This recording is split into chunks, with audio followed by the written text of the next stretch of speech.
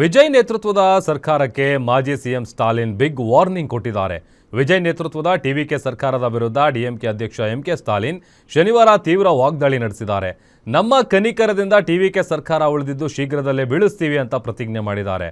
ಅಣ್ಣಾ ಅರಿವಲಯಂನಲ್ಲಿ ಮಾಜಿ ಎಐಎಡಿಎಂಕೆ ಸದಸ್ಯರನ್ನ ಡಿಎಂಕೆ ಪಕ್ಷಕ್ಕೆ ಬರಮಾಡಿಕೊಂಡು ಮಾತನಾಡಿದಂಥ ಸ್ಟಾಲಿನ್, ನಮ್ಮ ಕರುಣೆಯಲ್ಲಿರುವ ಸರ್ಕಾರವನ್ನು ಆದಷ್ಟು ಬೇಗ ಕಿತ್ತಾಕುವ ನಿಟ್ಟಿನಲ್ಲಿ ಕಾರ್ಯಕರ್ತರು ಕಾರ್ಯೋನ್ಮುಖರಾಗಬೇಕು ಅಂತ ಕರೆ ಕೊಟ್ಟಿದ್ದಾರೆ.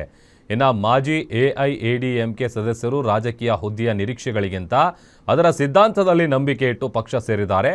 ಡಿಎಂಕೆ ಮತ್ತು ಅದರ ಮಿತ್ರ ಪಕ್ಷಗಳು ಸೃಷ್ಟಿಸಿದ ರಾಜಕೀಯ ಸಂದರ್ಭಗಳಿಂದಾಗಿ ಆಡಳಿತ ಪಕ್ಷವು ಇನ್ನೂ ಕಾರ್ಯನಿರ್ವಹಿಸ್ತಾ ಇದೆ ಅಂತ ಸ್ಟಾಲಿನ್ ಹೇಳಿದ್ದಾರೆ.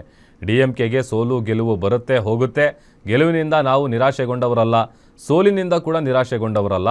ಈಗ ಗೆಲುವಿನ ಅವಕಾಶ, ಆಡಳಿತದ ಜವಾಬ್ದಾರಿಯನ್ನು ಕಳೆದುಕೊಂಡಿದ್ರೂ ನಾವು ವಿರೋಧ ಪಕ್ಷವಾಗಿ ಕಾರ್ಯನಿರ್ವಹಿಸ್ತಾ ಇದ್ದೀವಿ. ಈ ಟಿವಿಕೆ ಸರ್ಕಾರ ನಮ್ಮ ಕರುಣೆಯಿಂದ ನಡೀತಾ ಇದೆ ಎಂಬುದನ್ನು ಮರೆಯಬೇಡಿ ಅಂತ ಹೇಳಿದ್ದಾರೆ. ಇನ್ನು ಸರ್ಕಾರ ರಚಿಸುವ ಉದ್ದೇಶದಿಂದ ಡಿಎಂಕೆ ಚುನಾವಣೆ ಎದುರಿಸಿತು. ಆದರೆ ಫಲಿತಾಂಶದ ನಂತರ ರಾಜಕೀಯ ಚಿತ್ರಣ ಬದಲಾಯಿತು.